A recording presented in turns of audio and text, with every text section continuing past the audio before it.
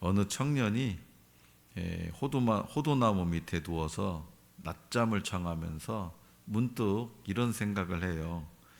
하나님은 지혜가 참 부족하셔. 기왕이면 이 나무에 달린 호두 열매를 이 수박만큼 크게 만드셨다면 얼마나 좋았을까. 그렇다면 호두 한 개만 가져도 그 고소한 맛을 마음껏 즐기고 실컷 먹을 수 있을 것 아닌가. 이 청년이 이렇게 중얼거리다가 스르르 잠이 들어버렸습니다. 얼마 후에 갑자기 머리 위에 뭐가 톡 떨어졌는데 꽤 아팠는지 벌떡 일어나요. 주변을 이렇게 살펴보니까 금방 떨어진 듯한 호두 한 개가 이 옆에 있는 것이 눈에 들어오죠. 바람이 부는 바람에 호두 한 개가 떨어지면서 이 청년의 이마를 때린 거예요. 그래서 이마를 이렇게 만져보니까 조그만 혹이 이렇게 부풀어 올라 있었어요. 그제서야 청년은 방금 전에 자기가 한 생각이 얼마나 어리석었는지를 깨달을 수 있었어요. 만약에 이 수박만한 호두가 이 자기 머리에 떨어졌다면 어떻게 됐을까요? 이 수박만한. 자, 우리는 가끔 하나님의 지혜나 능력을 의심하는가 하면 하나님의 사랑마저도 의심할 때가 있습니다. 그러니까 즉 오늘 내게 주신 형편에 대해서 불평하고 더 나은 것을 주시지 않은 하나님을 원망하기도 하죠. 그러나 이것은 불신앙의 마음이에요. 지금 여기에 나를 가장 좋은 것으로 내게 주신 줄 믿고 우리는 감사해야 되는 거죠.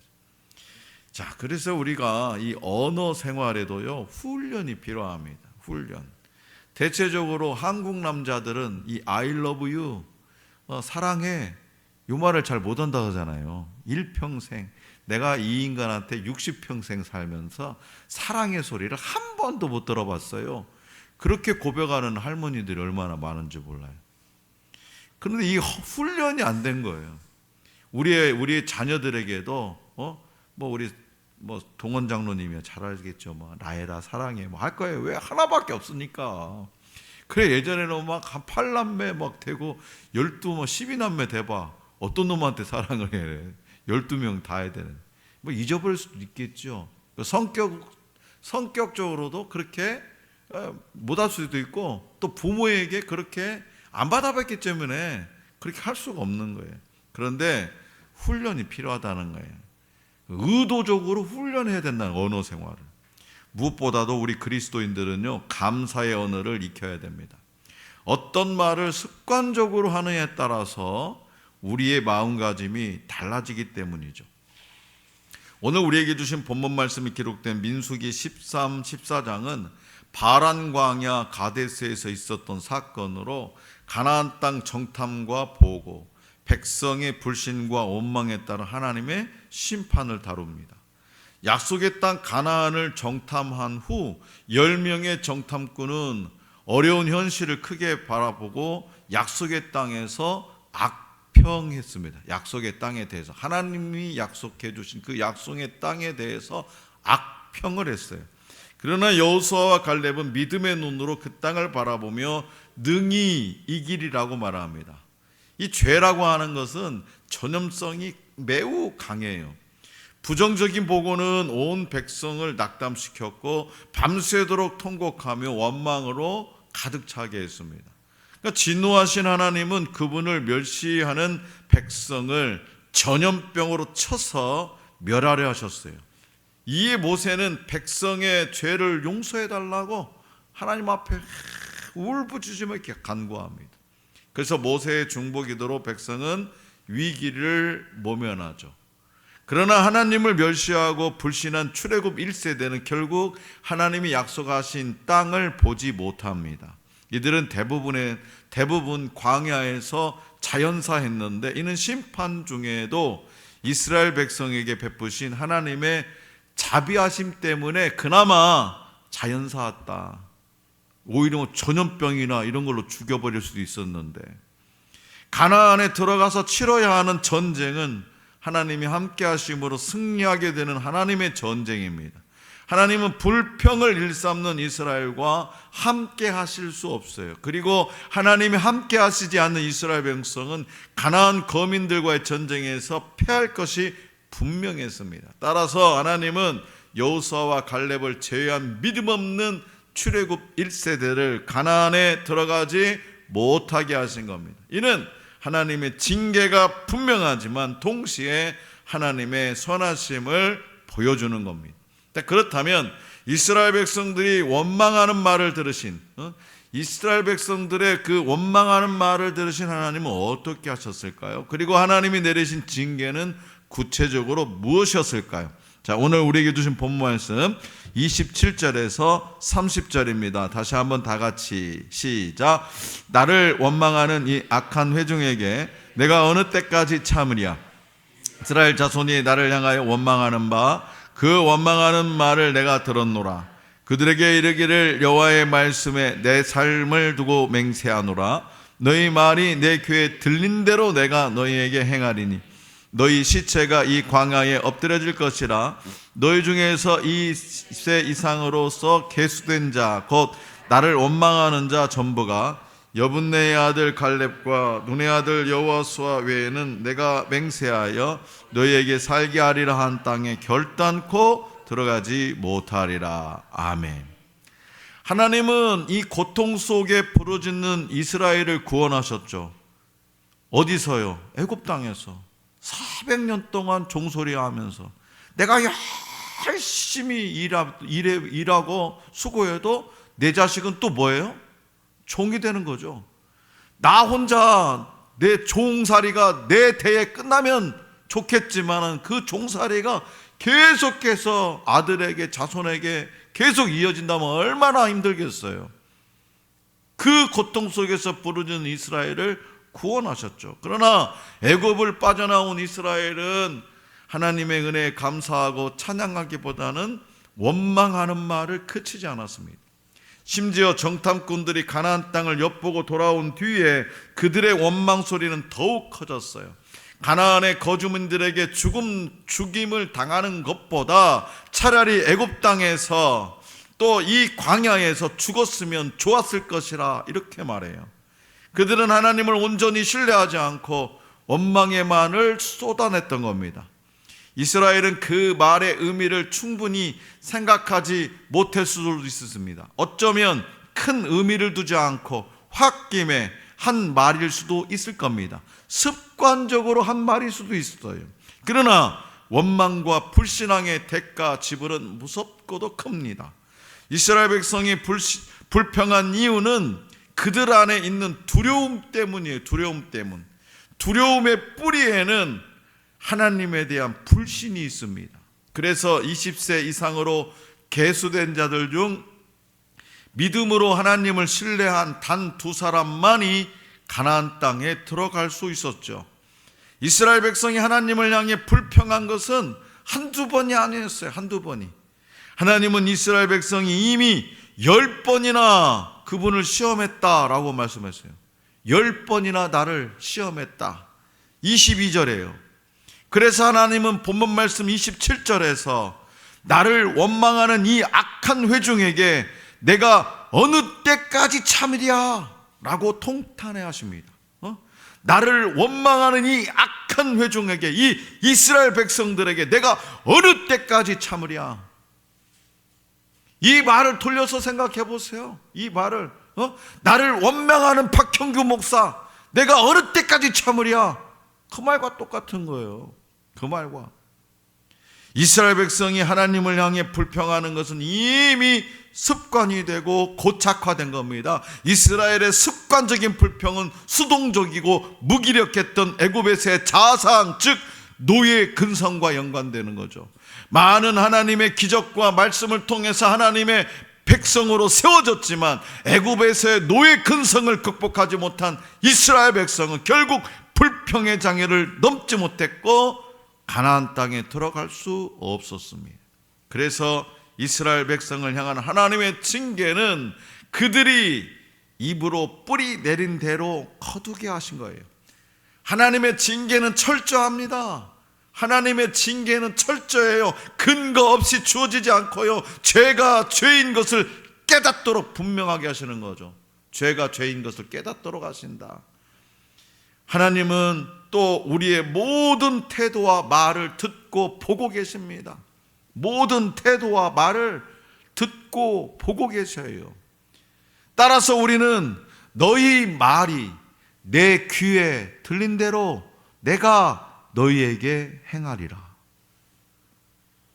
너희 말이, 네 말이 내 귀에 들린 대로 내가 너에게 행하리라 라고 선언하신 이 하나님의 말씀을 기억하고 언어 습관에 더욱 주의해야 됩니다. 그러니까 자녀들에게 재수 없는 놈, 연병할 놈, 그러면 재수 없는 아들이 되게 만들어요. 누가? 하나님. 내게 들린 대로 행하리라.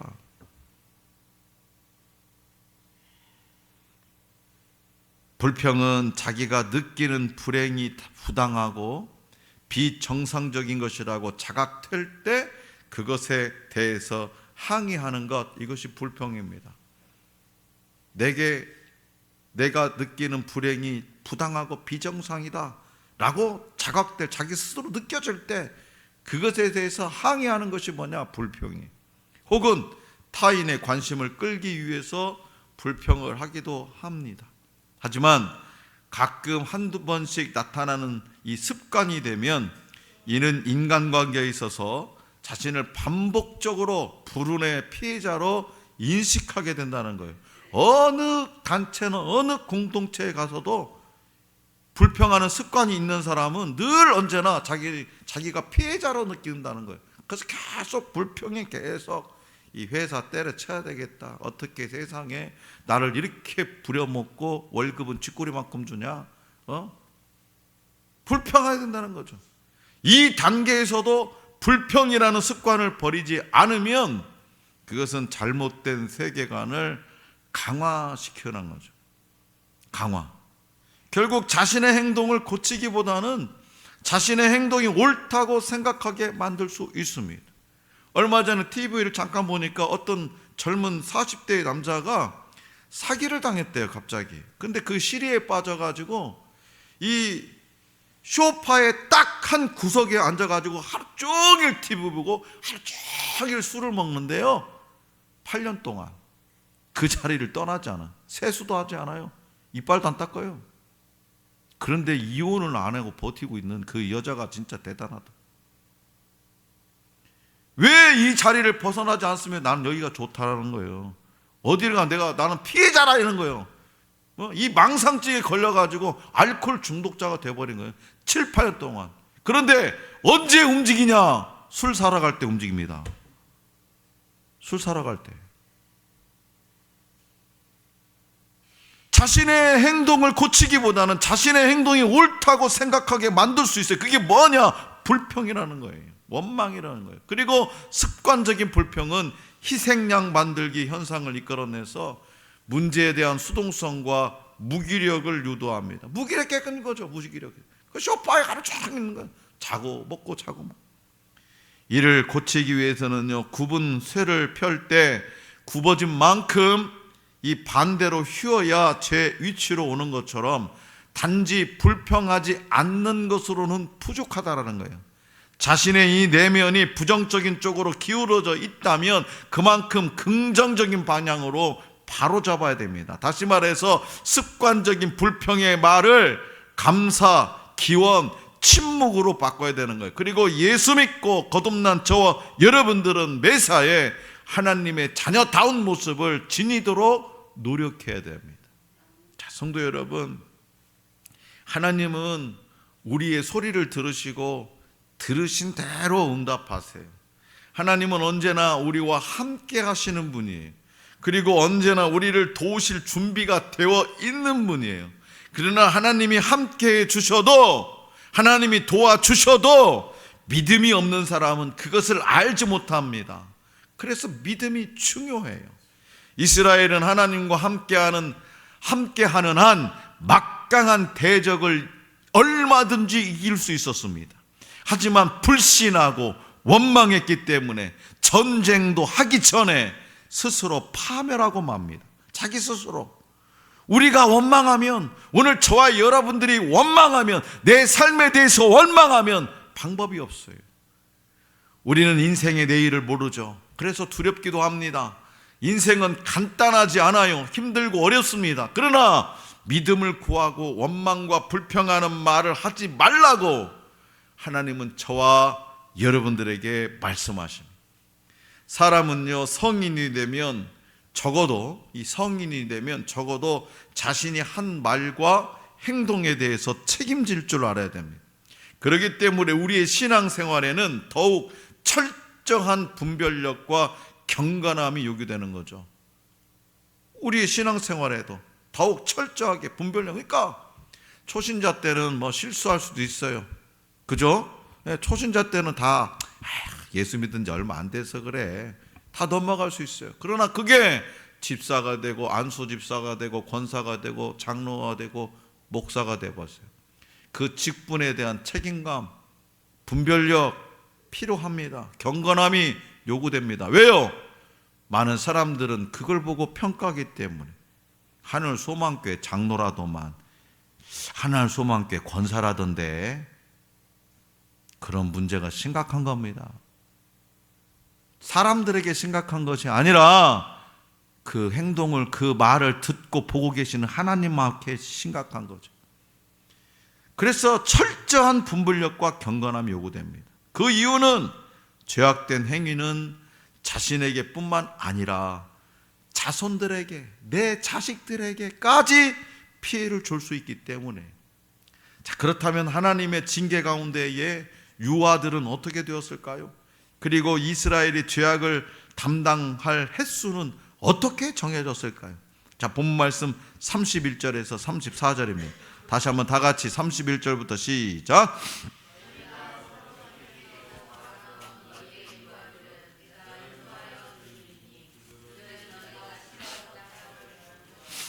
너희의 시체는 이 광야에 엎드려질 것이요 너희의 자녀들은 너희 반역한 죄를 지고 너희의 시체가 광야에서 소멸되기까지 40년을 광야에서 방황하는 자가 되리라.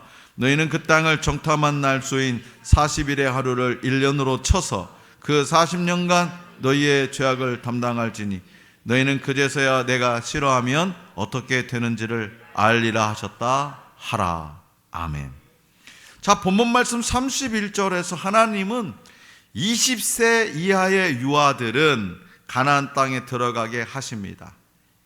당시에 이 기준이 20살 밑에는 유아, 우리는 유아를 한 대여섯 살까지 보는데 그때 당시에 20세, 민수기에서 유아들은 20세 미만이에요.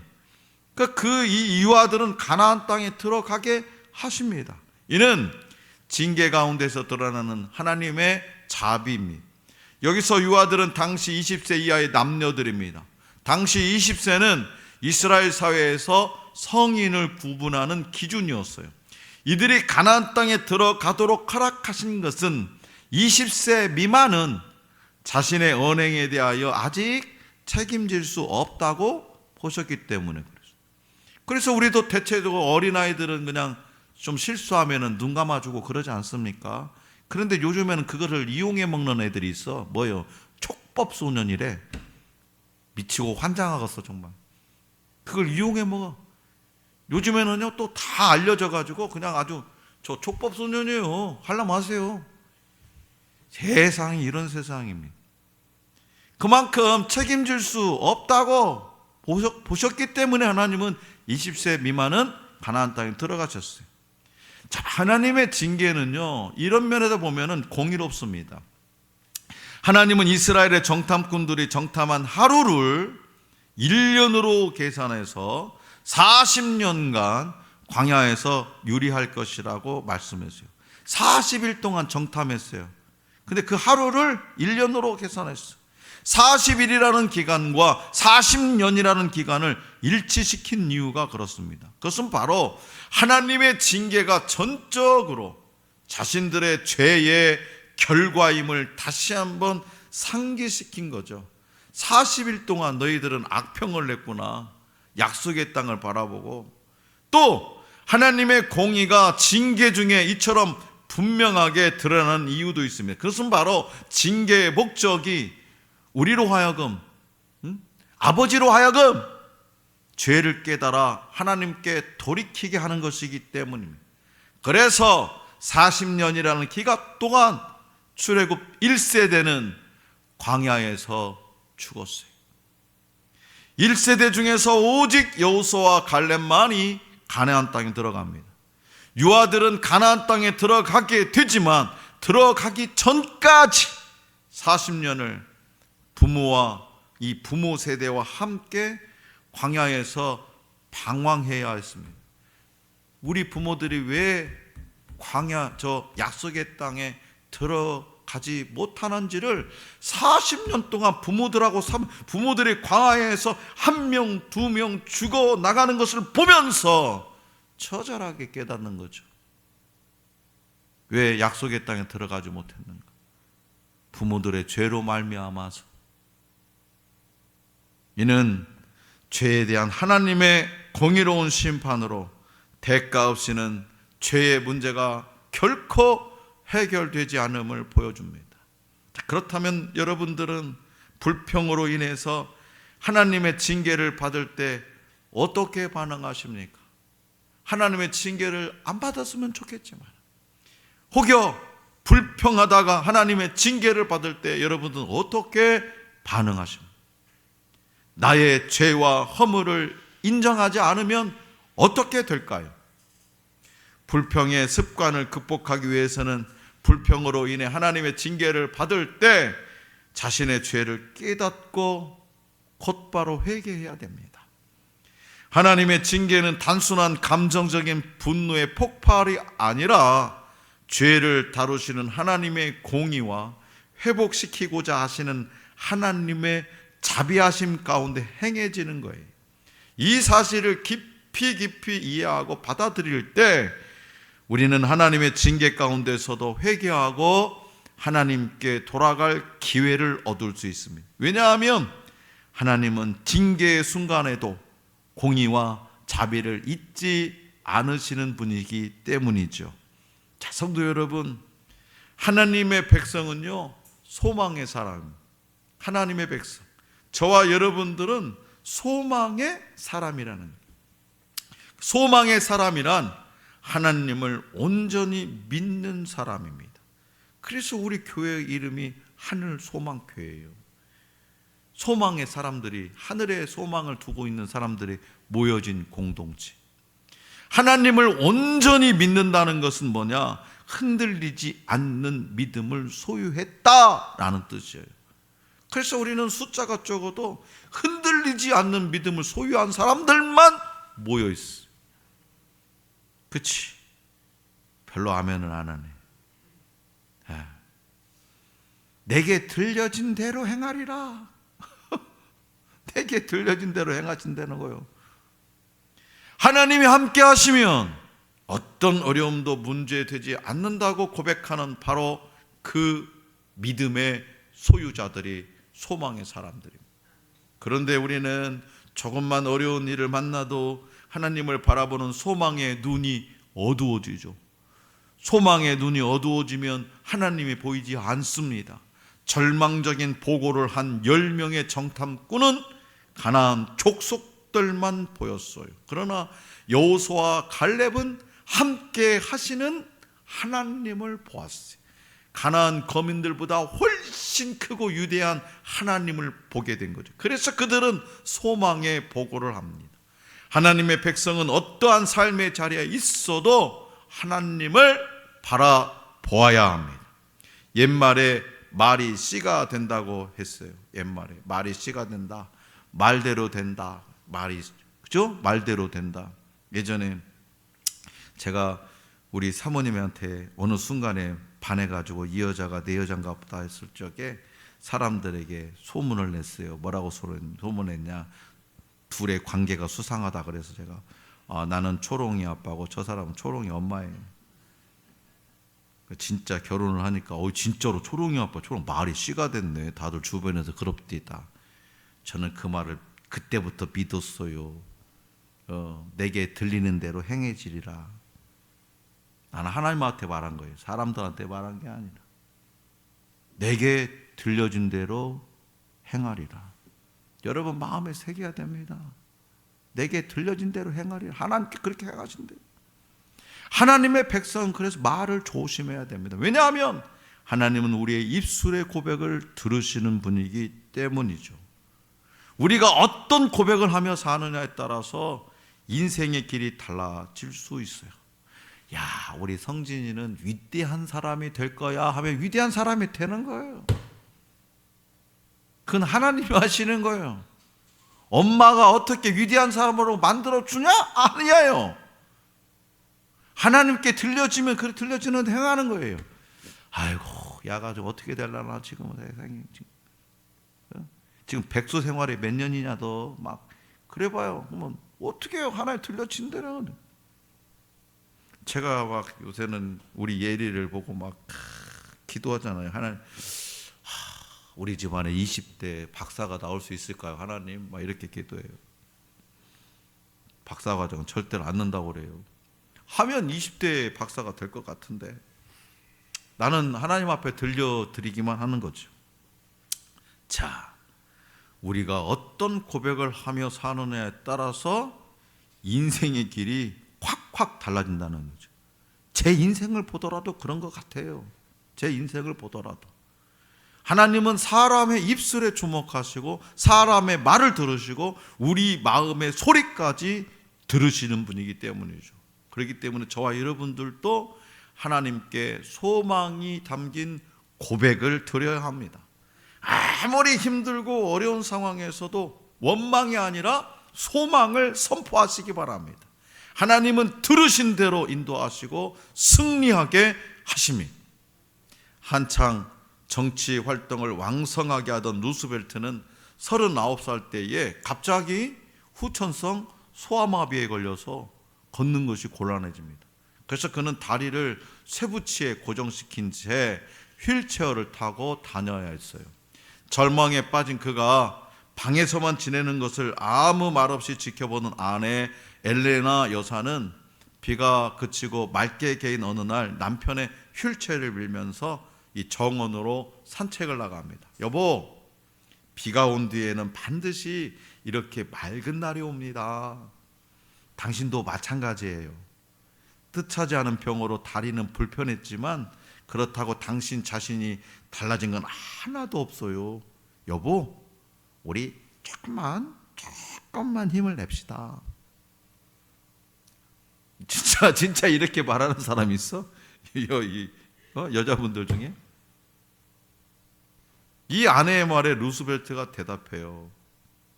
하지만 나는 영원한 불구자요. 그래도 나를 사랑하겠소? 아니, 무슨 그런 섭섭한 말씀을 했어요. 그럼 내가 지금까지 당신의 두 다리만을 사랑했나요? 아내의 이 재치 있는 말에 루스벨트는 용기를 얻어서 장애인의 몸으로 대통령까지 당선됩니다. 미국의 경제 대공황을 뉴딜 정책으로 극복하고 제2차 세계대전을 승리로 이끌었어요. 이 아내의 말 한마디. 사랑하는 성도 여러분, 불평의 뿌리는 뭐냐? 불신앙이에요. 불신앙, 하나님을 믿지 못하는 데서 출발하는 거예요. 이스라엘 백성은 하나님과 그분의 약속을 불신했기 때문에 육신의 안목에 속아서 늘 원망과 불평을 쏟아냅니다. 그에 따른 징계는 40년 동안, 4년도 아니고 40년 동안 광야에서 방황하다가 죽는 것으로, 이를 통해 백성은 불신앙의 대가가 얼마나 큰지를 처절하게 깨닫게 된 거죠. 하나님은 그분의 귀에 들린 대로 행하겠다고 말씀하세요. 내 귀에 들린 대로 행하리라. 내 귀에 들린 대로 행하리라. 오늘 말씀은요, 다 잊어버려도 상관없어요. 그러나 딱 한마디, 내 귀에 들린 대로 행하리라. 이 말씀은 여러분 귀가 아니라 여러분 마음판에 새겨야 될 말씀. 내 귀에 들린 대로 행하리라. 그렇기 때문에 지금 당장 저와 여러분들은 하나님의 귀에 습관적으로 무엇을 들려드리는지 살펴봐야 됩니다. 여러분 스스로 습관적인 불평을 하나님이 기뻐하시는 감사와 찬양으로 바꿔야 됩니다.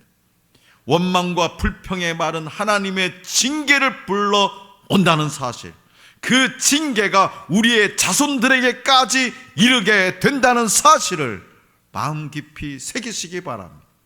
반면에 소망과 기대의 말은 하나님의 구원과 축복을 불러옵니다.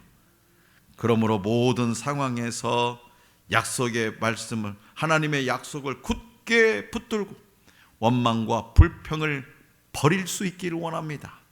순종할 수 없을 때 순종하고 신뢰할 수 없을 때 신뢰하며 감사와 찬양을 고백함으로 하나님의 기적을 경험하는 저와 여러분들이 될 수 있기를 간절히 기원합니다.